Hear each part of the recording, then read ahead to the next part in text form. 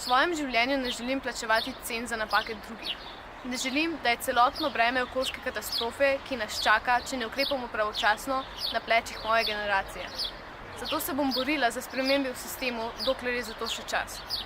Od poslancev zahtevam, da se borijo z nami. Zahtevam, da razglasijo podnebno krizo. Zahtevam, da se zavejo, da je to največja grožnja človeštvu do zdaj. Vsak posameznik ne more rešiti sveta, lahko pa ga rešimo skupaj. Zato potrebujemo vašo pomoč.